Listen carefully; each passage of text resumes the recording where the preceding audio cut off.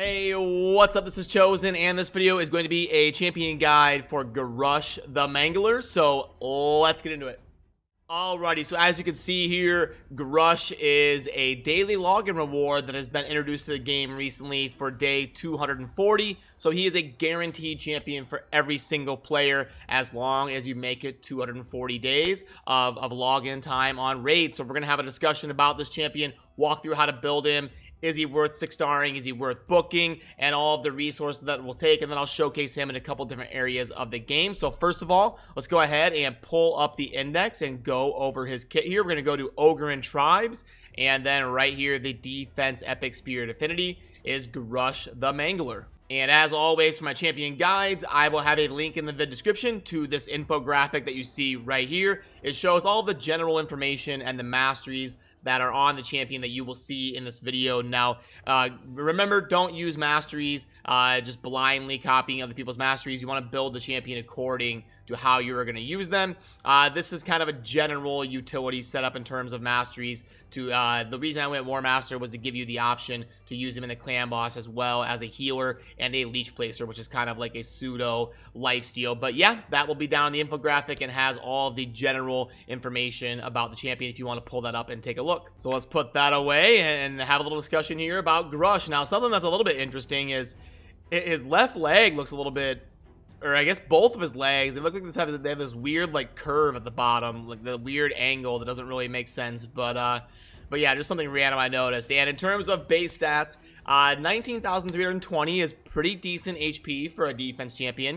1321, decent defense for an epic. Speed of 94 is maybe slightly on the low side, but not too bad for an epic champion. And then the base resist of 45. The 0 accuracy is a little bit unfortunate because he is a debuffer. Lots of his value comes from debuffing, which you'll see as we dive into the kit here. The attack score is completely irrelevant. It means nothing for him, so don't worry about that. But yeah, base stats are okay, not amazing, not trash. The A1 here is going to be attack one enemy based on defense with a 50% chance of placing a leech debuff on the target for 2 turns before attacking. So that is handy that he can kind of heal himself with that leech. And we can go ahead and get that chance all the way up to 75% with books if you're willing to invest 5 into this ability. And then if we put the sniper mastery, we can get that up to an 80% chance. Pretty reliable leech on an A1, so a pretty decent A1. And then for the A2, we've got an AoE that we can book to a 4-turn cooldown if we're willing to put 6 books into it, with a 60% chance of placing a 50% decreased attack debuff or a 30% decreased crit damage debuff for 2 turns. Now, I know some people were a little bit confused, thinking he was going to be a really good support champion because this AoE ability that places decreased attack and decreased crit damage, but that's actually not how it works. It is going to be or. It's going to place one of them, and you can book this up to a 100% chance, so you don't need to use Sniper in terms of this ability on him. The Sniper Mastery, which is the 5% chance to land the buff debuff chance, that's only going to help his A1 leech ability because you can book the A2 to 100% if you're willing to put 6 books into it. And this one doesn't place anything in terms of debuff. So the Sniper Mastery is worth it to make the A1 leech a little bit more consistent, but just keep that in mind that he doesn't need it for anything besides the A1. And then for the A3, we've got another AoE that we can book to 4 turns if you're willing to put 4 books into it. That places a 15% continuous heal buff on all allies for 2 turns. Places an additional 7.5 continuous heal buff on all allies for 1 turn if at least 1 enemy is hit with a critical hit. So if you're going to be using him in the clan boss and he is one of your main sources of sustain, you're probably going to want decent crit rate on him, somewhere up there around 70 to 90%. If you're using him for mainly dungeons and faction wars, you can mostly get away with like a 50-55% crit rate probably, and have that extra heals pretty reliable. I think that extra proc based on a qualifier should just be another 15% continuous heal. I don't think that would make him super overpowered. I mean, it's a 4-turn cooldown, even if you spend the 4 books. So I don't see why it has to be a baby continuous heal. Let's make it worth the qualifier and bump that up to 15, in my opinion. But anyway, the A1 leech, pretty solid. And then we've got 2 AoE debuffing abilities that we can book to a 4-turn cooldown with an aura that is defense and faction clips by 30%. Now, if we back out and look at the Ogre and Tribes faction, it doesn't have a whole lot of champions, and it doesn't have a whole lot of good champions in it. There's the rares, you have Bellower, and then nothing else that's super impactful for like faction wars. It's not going to be a deep faction. And then in terms of epics, yeah, you have Skull Crusher, who's one of the best epics in the game. But in terms of faction wars, it'd be like Maneater, and yeah, not a whole lot after that. So he does have a good role. The Ogren Tribes has been struggling in terms of healers, so he does fill a good niche for the faction that he's in terms of being a support that helps heal and suppress the damage of the enemy team. You can see here the A2 that decreases attack and or lowers their crit damage, and also gives your defense for the aura, and has the A3 here that heals and helps your team heal by placing leech on multiple different enemies anytime he hits them with this A1. So a very good sustained champion, especially for faction wars. But now let's back out and show you one that I built. By the way, huge shout out to Manbeard Gaming, good friend of mine who was able to summon Grush very soon after he launched and went live, which maxed him out and let me use his account to build him and test him and do a bunch of preparation to make this video. So I wanted to make note of thanking Manbeard for letting me do that. Very nice of him. And then if we go down here to the Grush that I built on Manbeard's account, I'll show you kind of the thought process in terms of gearing him and building him. So he is a debuffer, so you're going to want him to go towards the front of your rotation. You want him to have good speed. You don't want him to go last. You want to keep those buffs live and online as often as possible. Get him with good speed, cycling through those turns to keep your enemies debuffed. Now, you're going to want to get him with good defense, obviously, because he scales with defense, but he's not going to be hitting super hard. So as long as you get any sort of sustain in terms of defense and HP, he should be fine. You're not going to be building him as some sort of damage dealer, in my opinion. He's mainly a support debuffer. But if you want to see the gear that I went with, there wasn't a good accuracy banner on this account, so I didn't go with that route. That's why you'll see me wearing the accuracy set here to get that extra 40, and then also trying to get accuracy substats on a few pieces here. We're able to get to almost 200 accuracy without an accuracy banner, which is good. But typically you're gonna want to get this guy if you're doing like the final stages of faction wars or dungeon 20s or a nightmare and ultra clan boss. You're gonna want this guy up there around 220 230 accuracy probably. Again, the amulet, I would probably go defense or HP, and then whichever one you can get a double or triple roll of accuracy. Defense or HP, they would both be fine if they have good accuracy, but we had to go with crit damage because that was the best amulet we had to work with here. And then defense or HP can both make sense, but probably a defense ring most of the time is going to be recommended to get that huge defense roll. And then you're just looking for HP besides that as a substat. The boots, again, are typically going to be speed because we want him to have good speed as a debuffer. And then the chest, gonna be defense because that's what he scales with, so that's a great choice there.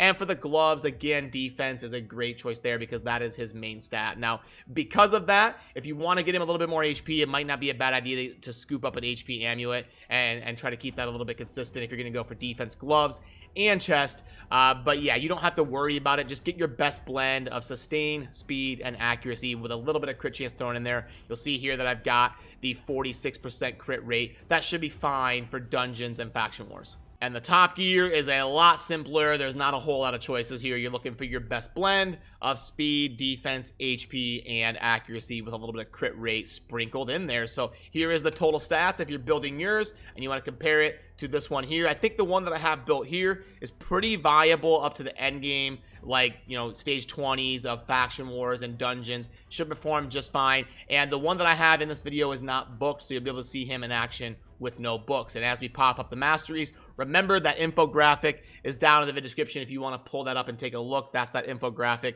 But then here they are in game if you want to pause the video and be able to take a look at the masteries. The main thing to note here, you're probably going to want to go offense and defense tree, typically, especially if you're going to use him in the clan boss. You could make an argument for the defense tree on him if you're not worried about getting the extra crit rate to help the procking of his A3, that extra baby continuous heal. But never a bad idea to get the crit rate and the War Master there, which means the masteries you're seeing here should be pretty generally useful for him as a champion. And then again, that's down in the video description. So let's go ahead and take him for a spin here. Well, first I'll talk about the booking process. Now, he does take 15 books, which is very expensive for an epic. The average booking cost for an epic champion is usually in that 9 to 12 range, so 15 is definitely on the expensive side.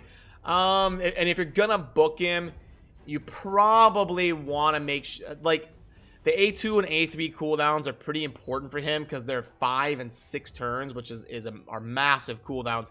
Getting those to be 4 and 4 are going to make him a lot more consistent. The booking of the A1, not super necessary. So if you're booking him, I'd probably go for the A2 and the A3, max those out. And if you're lucky enough to get those targeted, you can stop here on the A1 and not have to worry about that as much. It's already a decent chance at 50%. And if you go with Sniper, as I did on the Masteries here, it'll be 55% chance. So now let's go ahead and take him for a spin. So we'll back out of here and let's fire up a brutal 12-3 endgame campaign run just to kind of see what his damage is and how he scales. So you'll see here, I mean, not too bad. He's able to be an XP farmer. He doesn't do trash damage. I don't have God tier gear, and his AoE hit pretty decently. You can see there, it's pretty handy that he places the leech before he attacks, so he can heal himself, especially if he's getting those War Master procs that can help him really sustain himself. And you're never going to use this guy as a campaign farmer, but it's fun to kind of see him in action here on 12-3 Brutal, which is a stage that a lot of people know about. So let's get rid of that and fire up a dungeon run. He'll probably be pretty good in a dungeon like the Ice Golem, which is typically a little bit more defensive and sustain type dungeon. So let's fire that up. This is a team that was put together here, and we're just going to let it ride and see the stats we can get from Ghrush in terms of healing and damage and all that sort of stuff. So I will go ahead and fast forward this just a little bit until we get to the boss, and then we'll check out the numbers that he puts out in a golem run.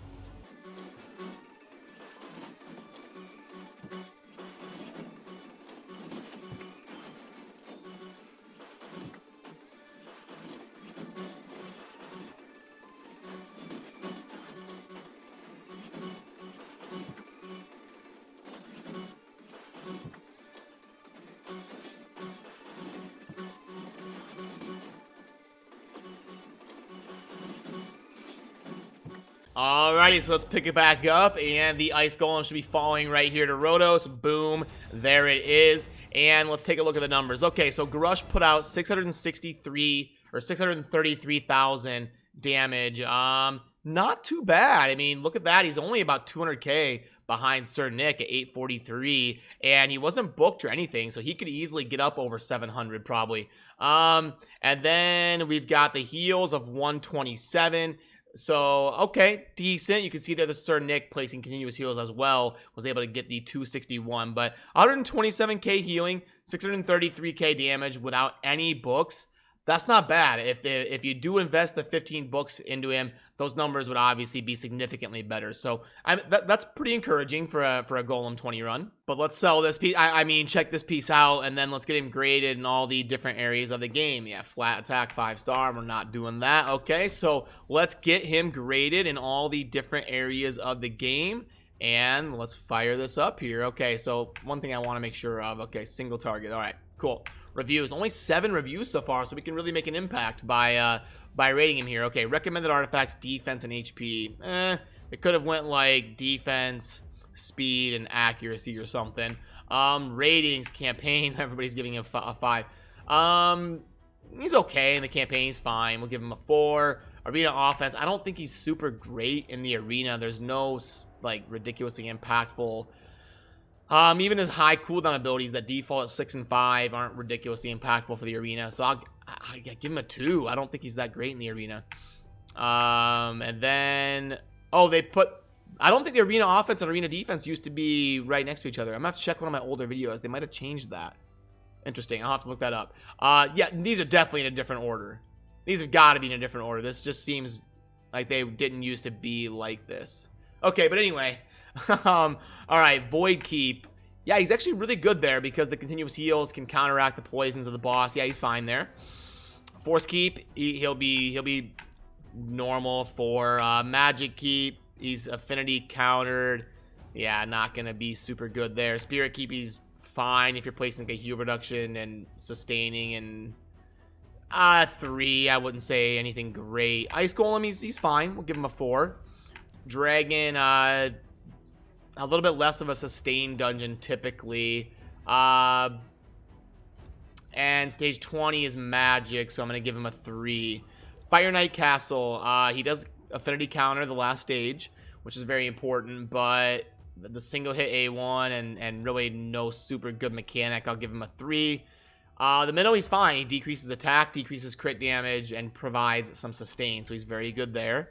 Spider Den, he does have 2 AoE abilities, but he's not really a damage dealer. He doesn't decrease speed or decrease turn meter, but he can help you sustain. He's all right there. Clan Boss, pretty solid. There's the decreased attack, decreased crit damage. The leech on the A1 is very good, and then the pretty consistent sustain because of the leech and the continuous heals. Yeah, I'll give him a 4. He's pretty solid in the Clan Boss. Faction Wars, definitely a 5. Ogryn is a pretty thin faction, and he fills a role that really needs to be filled in the Ogryn tribes. So there are the grades, and let's go ahead and submit those. Alrighty, let's back out and pull up the infographic and just kind of put a bow on this here. So is he worth investing in? I think for a lot of people out there that are early game to mid game, he'd be really good in terms of account progression. You could slot him into almost every team, including the Clan Boss, maybe anywhere outside of the arena. And even if you run a defensive type arena team, you could probably slot him in as an early game option. But the arena is getting very tough as of recently, so if that isn't addressed, he's probably not going to be that usable in the arena. The arena is very difficult nowadays. But yeah, in terms of, he's definitely worth 6-starring because you're going to probably want him for your Faction Wars Ogryn Tribes team, which means just that alone is probably worth 6-starring. And then if he's worth booking or not is probably going to depend on how much you're struggling in Faction Wars and how much he'll help get you over the hump, and if you're going to be slotting him in as a sustained champion for your Clan Boss team, then he would probably be worth the books because of the A1 leech and the decreased attack and the continuous heals. So yeah, pretty good champion. Not going to be like god tier, but he's definitely not trash. He's an okay champion that is definitely worth 6-starring for a majority of the players out there, I would think. So yeah, that's going to do it for this video. Let me know your thoughts down in the comments on this champion, and remember that infographic will be down in the video description if you want to pull that up and look at it on your own time. So thank you for watching. Have a good rest of your day. Peace.